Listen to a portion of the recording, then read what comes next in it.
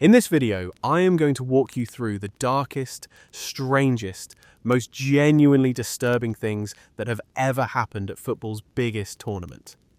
Not the goals, not the trophies, the disappearances, the fixes, the dictators' telegrams, the poisoned goalkeepers, the English dog who found a stolen trophy in a hedge while FIFA's president was sweating into his collar, the Brazilian who was blamed for 50 years for a single goal until the day he died, and the 70 minutes inside a Paris hotel room in 1998 that the Brazilian Football Federation will, to this day, not explain. You think you know these stories. You don't. You know the polished version, the version that goes into the FIFA-approved documentaries, and the corporate retrospectives sponsored by the people who profit from selling the World Cup as the most beautiful tournament on earth. What you're about to hear is the version FIFA's communications department spends a great deal of money making sure you never quite put together. Because the truth is this: the World Cup has been running for 96 years. In that time, it has produced a graveyard's worth of broken men, suspicious deaths, fixed matches, stolen trophies, drugged players, military pressure, mafia involvement, and outright cover-ups. And the football establishment, the federations, the sponsors, the broadcasters, have spent every one of those 96 years sanding the edges off the story, so that what you remember is Pelé in 1970 and Maradona in 1986. And what you forget is everything that happened in between. I've got 6 revelations coming up that will completely change how you see this tournament. Quick favor before we go any further. If you've never heard the full version of any of this, hit that like button so the algorithm pushes this story to the people who deserve to know it. I'm going somewhere very dark with this one. We're going to end up in that car park in Medellin. But we're not starting there. We're starting in Rome, in 1938, with a telegram. To understand how strange the World Cup gets, you have to understand what it was supposed to be. When Jules Rimet, the French lawyer with the small moustache and the slightly mournful eyes, dreamed up the World Cup in the 1920s, he genuinely believed football could be a kind of secular religion. A tournament every 4 years that would do what diplomats couldn't: bring nations into the same room, make them shake hands, make them lose to each other in front of cameras and accept it. Rimet was a Catholic and an idealist, which in the 20th century turned out to be one of the most dangerous combinations a man could carry. The first tournament, in Uruguay in 1930, was a small, half-improvised affair. 4 European teams made the boat journey across the Atlantic. The hosts won. The trophy, a small gold statuette of the winged goddess Nike, which Rimet had commissioned from a French sculptor, was handed to the Uruguayan captain on a wooden balcony in Montevideo. The pictures from that day show grown men crying. It was briefly exactly what Rimet had imagined. It lasted almost 4 years. By the time the Second World Cup kicked off in Italy in 1934, Benito Mussolini had been in power for 12 years, and he understood something about football that Rimet did not. He understood that a stadium full of 70,000 people screaming in one voice looked very much like a political rally. He understood that a national team in black shirts, winning, could do propaganda work that no speech could match. So he made the Italian team wear black. He made the referees attend dinners with him before the matches. And according to the Swedish referee Ivan Eklund, who later admitted parts of this in interviews in the 1960s, he made it very clear what was expected. Italy won that tournament. They won the next one too, in France in 1938. And the day before the final against Hungary, the story goes, the Hungarian players received a telegram. Whether it actually came from Mussolini himself or from one of his ministers has been argued about by football historians for decades. Hungarian goalkeeper Antal Szabó referenced something like it years later, and the line has hardened in the retelling. The wording most commonly cited is "win or die." Italy won 4-2.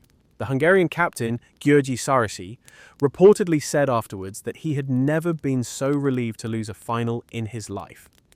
Because the men in the other dressing room, he was certain, were playing for their lives. That is where the World Cup begins. Not with Pelé, not with a beautiful goal, with a fascist dictator and a death threat and a referee who knew which way the match was supposed to go. Now hold that detail, because every strange thing that's happened in the tournament since fits inside the same pattern. The World Cup is not, and has never been, a sporting event sealed off from the world. It is a pressure chamber. And what happens inside it, when the pressure gets too high, is where this story really lives. 12 years after that final, in July 1950, the strangest single moment in World Cup history happened in front of 200,000 people in a stadium that was not finished being built. The Maracana in Rio de Janeiro was still partly scaffolding. The concrete was still wet in places. And Brazil was hosting its first World Cup, after the war had cancelled 2 of them, and there was a national assumption, printed in newspapers, broadcast on the radio, baked into government speeches, that Brazil was going to win. They had thrashed Sweden 7-1. They had thrashed Spain 6-1. The final match against Uruguay was being treated by the Brazilian press as a coronation. The mayor of Rio had already written his victory speech. 22 gold medals had been engraved with the Brazilian players' names. Uruguay won 2-1. What happened next is the bit nobody outside of Brazil really understands. Because losing a World Cup is one thing. What Brazil did to its goalkeeper after that match is something else entirely. His name was Moacir Barbosa. He was black. He had let in the winning goal. A low, unspectacular shot from Alcides Gidja, who slipped it inside the near post while Barbosa was a half step too far across his line. In any other country, in any other match, it would have been a forgettable goal. In Brazil, on that day, it became the moment a nation chose somebody to blame. And the man they chose was the black goalkeeper. Barbosa was never the same man again. He could not get coaching work. Mothers, the story goes, would pull their children away from him in the street. 20 years after the match, he tried to buy the wooden goalposts from the Maracana as a kind of private exorcism. He burned them in his back garden. In 1993, more than 4 decades after the goal, he turned up uninvited at a Brazilian national team training session, hoping just to wish the players good luck before a tournament. The coaching staff sent him away. They told him, according to multiple accounts that have surfaced in Brazilian sports journalism over the years, that he was bad luck. Barbosa died in 2000. He was 82. The line that has come to define his life, the line he reportedly repeated in interviews until the end, was this: "In Brazil, the maximum sentence is 30 years. I've been paying for something I did not do for 50. And that is bizarre thing number 2. Not a moment, a punishment. A country that took a single goal in a single match and used it to destroy one specific man for half a century, and then went looking, when he was finally gone, for somebody else to do it to." Now picture this. It's March 1966. England is 4 months away from hosting its first ever World Cup. The Jules Rimet Trophy, the small gold statuette of the winged goddess Nike that Mussolini's referees had helped Italy lift twice, is on public display in a glass case at Westminster Central Hall in London. There is a guard. There are alarms. There is a Methodist preacher giving a sermon in another room.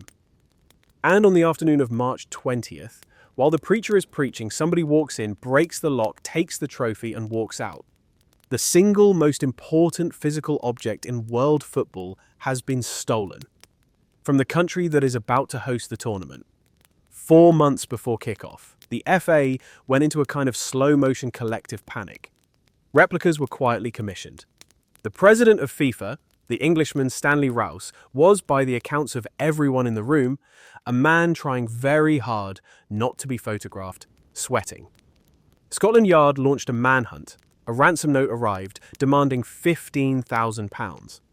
A man was arrested at a meeting to hand over the money. He turned out to be a small-time thief who did not have the trophy. The trophy was found, 1 week after the theft, by a dog. Specifically by a black and white mongrel named Pickles, who was being walked by his owner, David Corbett, in a South London suburb called Upper Norwood. Pickles sniffed at something wrapped in newspaper, lying under a hedge in front of a house on Beulah Hill. The something was the Jules Rimet Trophy. Corbett took it to the police. Corbett received a £6,000 reward. Pickles received a year's worth of free dog food and was invited to the post-tournament banquet, where he was permitted by the FA to lick the players' plates. Pickles died a year later. He chased a cat, got his lead caught in a tree, and strangled himself. That is, by some distance, the most British sequence of events in the history of competitive sport. And it is also the moment that should have told everyone, very clearly, that the World Cup was not a normal tournament. That it operated according to a different kind of physics. That at any moment in any host country, something would happen that the suits at FIFA would spend the rest of the decade pretending was not as strange as it was. And it kept getting stranger. In 1974, in the second match of the tournament, Zaire, the first sub-Saharan African team to ever qualify for a World Cup, were playing Brazil. Brazil had a free kick. The wall was forming, the whistle blew, and before the Brazilian player could take the kick, a Zairean defender named Mwepu Ilunga sprinted out of the wall, ran up to the ball, and booted it down the pitch. The world laughed. For decades, that single moment, replayed on bloopers reels, mocked in pub quizzes, used as shorthand for African football's supposed naivety, defined Ilunga's career. He was the man who didn't know the rules, the man who didn't understand his own sport. Except that wasn't what happened. What Ilunga revealed years later, in interviews that began surfacing in African football journalism in the 2000s, was that the Zairean squad had been informed, before the match, that if they lost by more than 3 goals, the dictator Mobutu Sese Seko's people would have consequences for them and their families when they got home. Zaire were already losing 3-0. Ilunga, in his own telling, kicked the ball away to waste time, to slow the game down, to stop a 4th goal arriving. He was not a fool. He was a man trying to keep his team's scoreline from costing him his life. Brazil eventually won 3-0 anyway. Zaire's next match, against Yugoslavia, they lost 9-0. When the squad returned to Kinshasa, several of the players were, according to multiple accounts, beaten by Mobutu's security forces. Their bonuses were never paid. Some of them, including Ilunga, lived the rest of their lives in poverty. The world laughed at one man for 40 years for an act that was, in fact, a small and desperate piece of resistance. That is the texture of this tournament. That is what it does to the people inside it. It strips the context away. It keeps the clip. It throws the man in the bin. 8 years later, in 1982, in Seville, the West German goalkeeper Harald Schumacher charged off his line and made a challenge on the French defender Patrick Battiston that, if it had happened in a car park outside the stadium, would have been a criminal assault. Schumacher's hip caught Battiston in the face. Battiston went down. He was unconscious. 3 of his teeth had been knocked out. He lost feeling in parts of his face for weeks.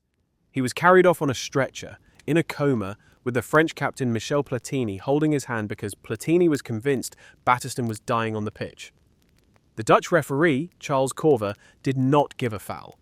He gave a goal kick. Schumacher, after the match, asked a journalist what had happened to the player he had hit. When the journalist told him Battiston had lost teeth, Schumacher reportedly said, and this line has followed him for the rest of his life, that if that was all, he'd pay for the crowns. I'm going to give you 2 more revelations before we get to the worst of it. The night a dressing room turned on a man and the room around him went silent, and the cover-up that the world of football is even now, in 2026, still not telling you the full truth about. Before we get there, make sure you're subscribed and the bell is on, because I've got a whole series coming on the buried history of football's biggest moments.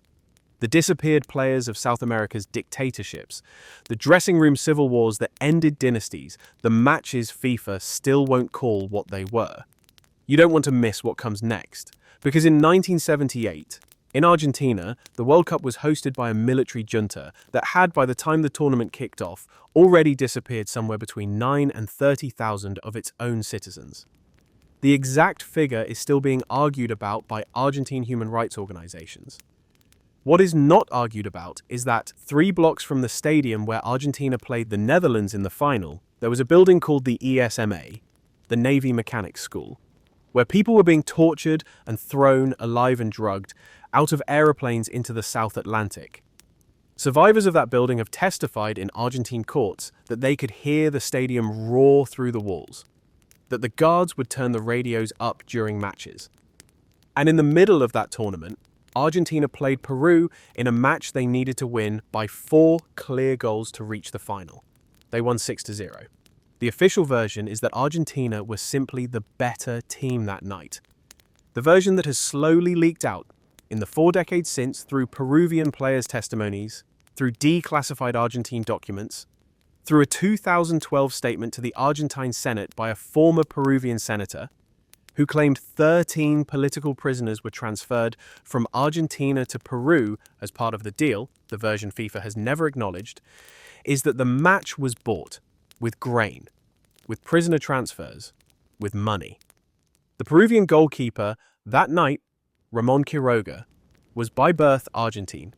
He has spent the rest of his life denying he threw the match. He has also spent the rest of his life answering the question. And 4 years after that, in the same tournament Schumacher knocked Battiston unconscious in, West Germany played Austria in a group stage match in Gijón, Spain, in which both teams worked out, within 10 minutes of the first goal, that a 1-0 West German win would put both of them through and eliminate Algeria. Algeria had beaten West Germany in the opening match, one of the great upsets of World Cup history. Algeria had played their final group match the day before. The Germans and the Austrians knew exactly what score they needed. What happened next was 80 minutes of 2 professional football teams pretending to play football. Passes back, passes sideways, no tackles, no shots. The German commentator on television refused to describe what he was watching. The Algerian fans in the stadium burned their tickets and threw banknotes onto the pitch, mocking the players for being bought. The match has, ever since, been called the Disgrace of Gijón. It is the reason World Cup group stage matches now kick off simultaneously. FIFA changed the rules because of what those 2 teams did, and neither of those 2 teams has ever apologized. 4 years after Gijón, in Mexico City, Diego Armando Maradona punched a football into the England net with his left fist and called it the hand of God. The Tunisian referee Ali bin Nasser did not see it. The Bulgarian linesman Bogdan Dochev did not see it. Maradona, when asked about it after the match, looked at the journalists in front of him with an expression that suggested he was about to admit it, and then said the line that has followed him into the afterlife. A little with the head of Maradona, and a little with the hand of God. He scored, 4 minutes later, what is generally considered the greatest goal in the history of the tournament. The 2 moments are inseparable. One is sacrilege, the other is scripture. The bizarre thing about Maradona is not that he cheated. It is that the cheating made him bigger. It is that the world watched him punch a ball into the net and decided to love him more. But the moment I want to take you inside now is one I think you don't fully know.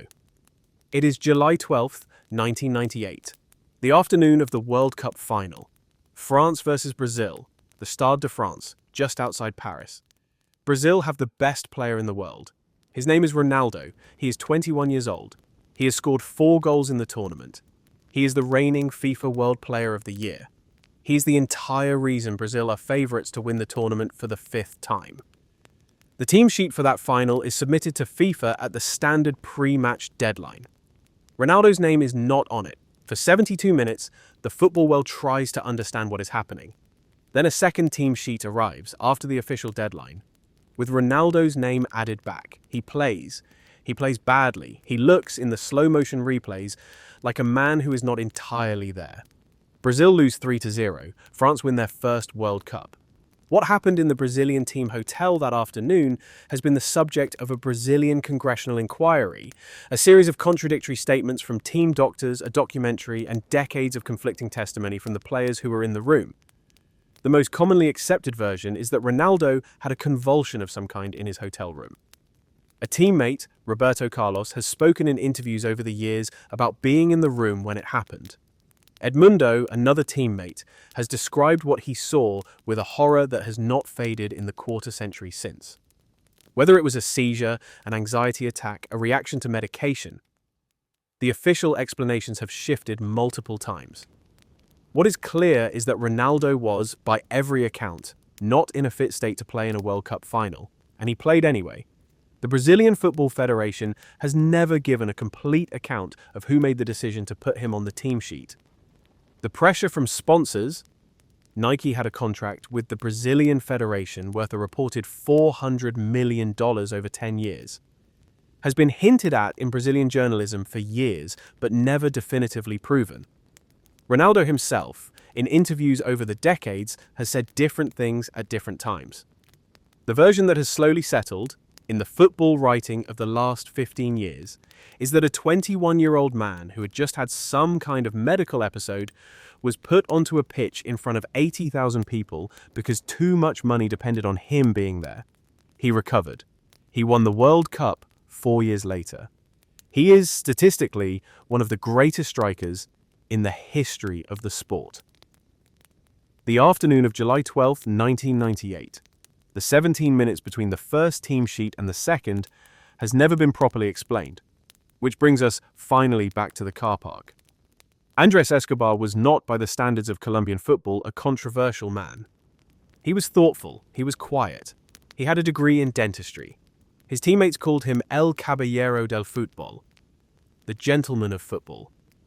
On June 22, 1994, in a group stage match at the Rose Bowl in Pasadena, the United States crossed a low ball into the Colombian penalty area. Escobar, sliding to intercept, deflected it past his own goalkeeper. The United States won 2-1. Colombia, who had been one of the pre-tournament favorites, were eliminated. 10 days later, Escobar was back home in Medellin. The exact reasons he was in the car park of the El Indio nightclub at 3 in the morning on July 2nd have been argued about by his biographers ever since. The most credible accounts suggest he had gone out with friends.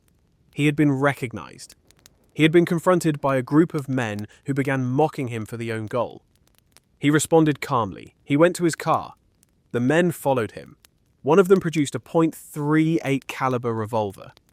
The bouncer's testimony that the gunman shouted goal with each shot has been corroborated by other witnesses. Escobar was shot 6 times, not 12, although the number has varied in different retellings. He died in hospital 45 minutes later. The man eventually convicted of his murder was a bodyguard named Humberto Castro Munoz, who worked for one of the powerful Medellin drug trafficking families. He served 11 years of a 43-year sentence. The wider context: the betting losses suffered by Colombian cartels who had wagered enormous sums on Colombia winning the tournament, the pressure on the Colombian team in the days before the United States match, the death threat sent to the manager, Francisco Maturana, telling him not to play certain players, has been documented partially in the years since. The full picture has not been and probably will not be established. What was established very quickly was the official version: a bar argument, a drunken altercation, a tragic, isolated incident. The version that allowed FIFA to hold a moment of silence at the next match, to print Escobar's name in the commemorative program, and to move on. The version his brother Santiago has spent 30 years trying to correct is the one in which his brother was killed, because Colombian football, in that moment, was not a sport. It was a betting market that several of the most violent men in the country had a personal financial interest in. And when the market moved the wrong way, somebody had to pay. That is the World Cup. Not in its highlights, in its margins, in the things that get one paragraph in the official histories and a footnote in the FIFA archives. The fascist telegrams, the blamed goalkeepers, the stolen trophies and the strangled dogs. The dictator's free kicks, the unconscious Frenchman, the bought matches. The football establishment has spent the last 96 years curating which of these stories you are allowed to remember. The hand of God survives because it makes Maradona bigger. The disgrace of Gijón survives because UEFA could quietly change a rule and call it progress.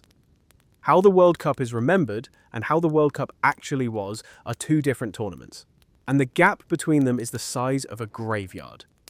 If this hidden history shook you, subscribe, hit the bell, and I'll see you in the next investigation.